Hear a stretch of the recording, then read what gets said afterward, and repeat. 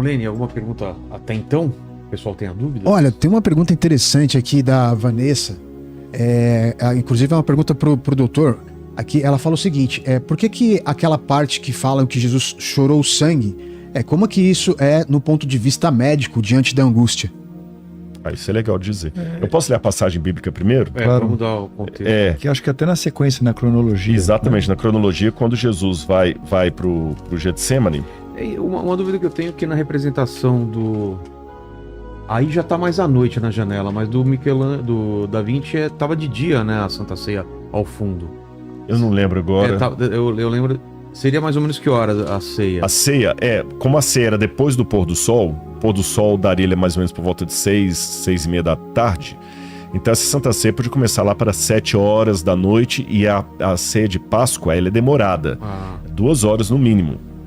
Então, Jesus deve ter terminado a Santa Ceia por volta de 10 horas da noite, alguma coisa assim, em torno de 10 horas da noite, ele vai para o Getsemane. Já é o Getsemane, onde ele começa a transpirar sangue. Eu vou pegar aqui a passagem. E por que ele vai para lá, especificamente?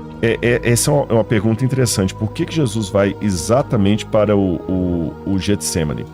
A Bíblia diz, deixa eu só pegar aqui a passagem exata aqui. Aqui ele ora, já estou pegando a parte aqui que ele fala que a tristeza... Vou pegar aqui, vou ajudar no Google aqui, vai ficar mais rápido. A ideia é que Jesus ali já estava querendo...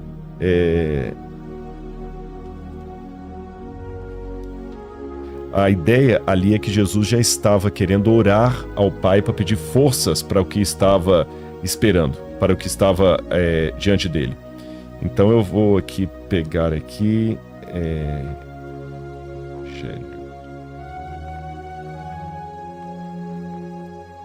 Pensei que estava em João aqui, não está. Deixa ele explicando aí, eu já entro nessa parte aqui.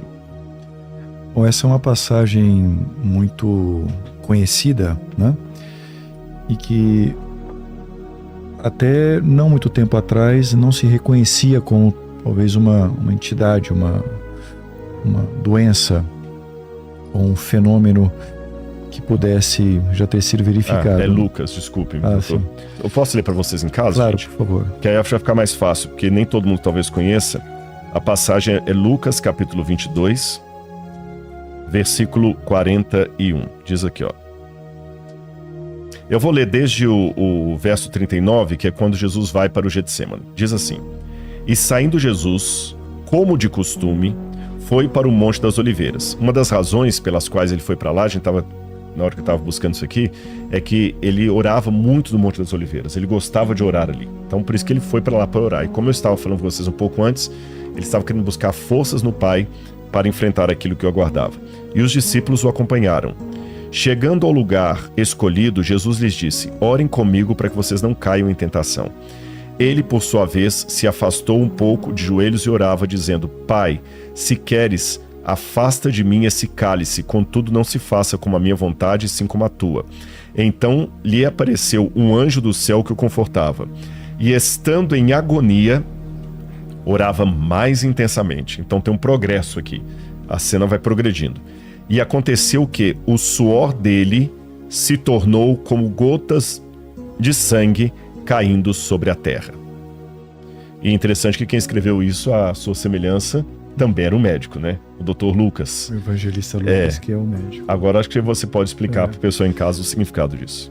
Então, essa possibilidade, né, ela era até objeto de muito debate, mas mais recentemente, aí nos últimos anos, última década,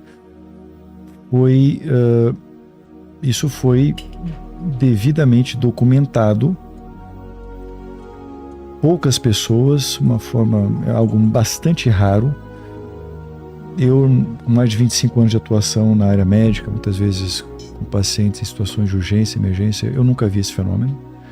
E também nunca vi ninguém descrever no nosso meio esse fenômeno. Mas foi descrito. Então, teve até que chamou a atenção uma reportagem, foi em 2017, uma jovem italiana que ela suava sangue. E a partir daí se coletaram dados, tem uma publicação próxima de 30 pacientes, onde esse fenômeno chamado até anotei aqui, hematidrose ou hematoidrose é descrito. Então, é um suor de sangue. Quais seriam as causas? Não são totalmente elucidadas as causas, as possibilidades. Mas há registros médicos. Há registro médico. Fala-se, por exemplo, numa situação onde possa haver algum distúrbio, uma doença hematológica, um distúrbio de coagulação, poderia favorecer. Um aumento importante da pressão arterial, por exemplo. Alguma fragilidade dos capilares, onde ocorrem as trocas, que poderia naquele momento causar. Mas o que chama a atenção é que nesses casos relatados existe uma clara associação com situações de elevadíssimo estresse, angústia, preocupação, situação emocional extrema. Isso foi documentado na maior parte dos casos. Inclusive em situações onde o próprio tratamento que foi oferecido era no sentido de controlar um pouco esses gatilhos, ajudar a manter um bom, adequar o controle da pressão, etc. Então, é algo bastante raro, mas sim, o documentário talvez possa explicar, realmente nessa narrativa bíblica que reforça tanto a questão da angústia e esse crescendo, essa situação, isso poderia ser explicado por esta situação já reconhecida pela medicina. E eu chamo a atenção mais um ponto, e aqui começa nessa cascata de eventos, nós temos uma situação onde, nesse momento de grande angústia, existe um suor, né? Ou seja, desidratação, está perdendo líquido e está perdendo sangue também, porque é um suor de sangue. E isso a gente vai poder ver nos eventos sequenciais que pode... Isso gera dor, assim?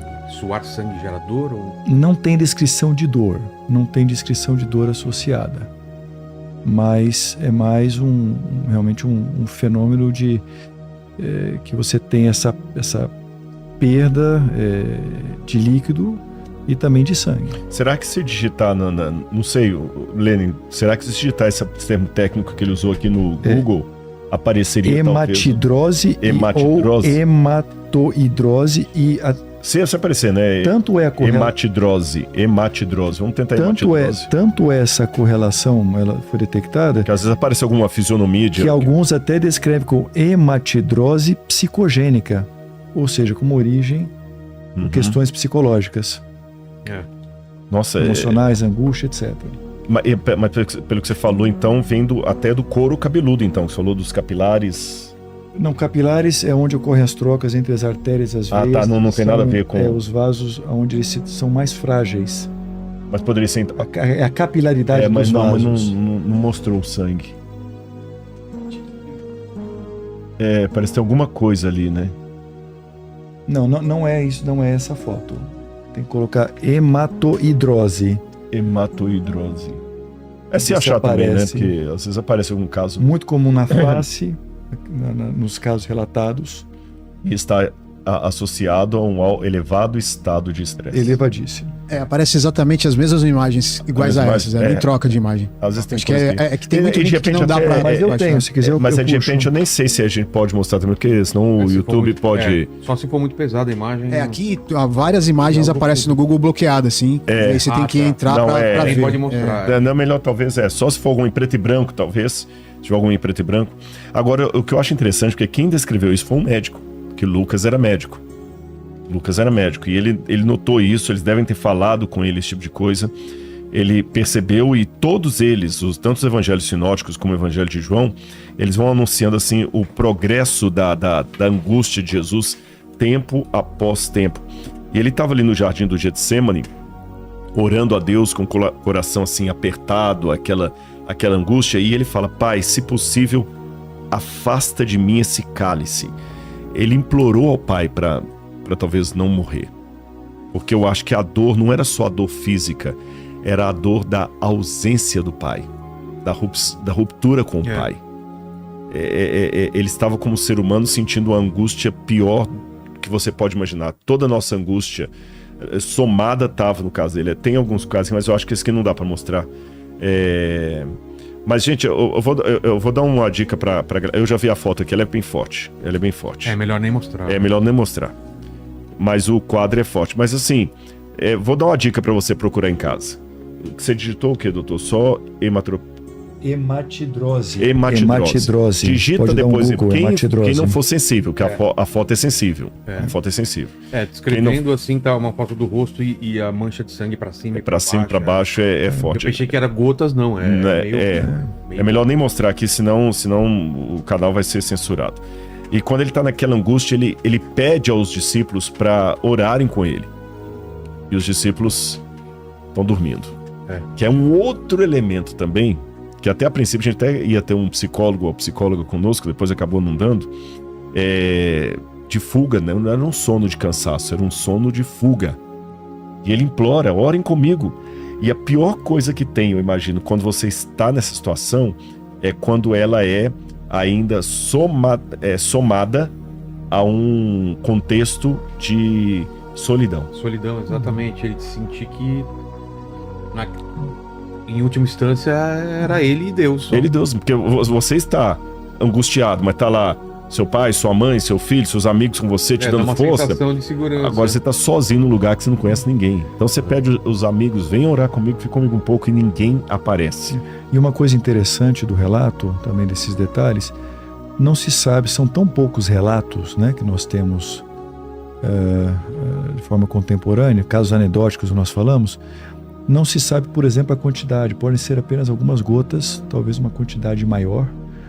Tem histórico de pacientes que têm recorrência desse fenômeno, mas aqui ele fala que caiu no chão, né? Então talvez possa ter uma quantidade maior. Isso.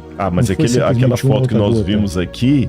Você imagina um volume maior, né? Isso. E com um detalhe também, porque o judeu... Por quanto tempo? Né? Quando ele orava uma oração assim, de grande angústia, ele não ajoelhava como nós ajoelhamos. Ele se prostrava.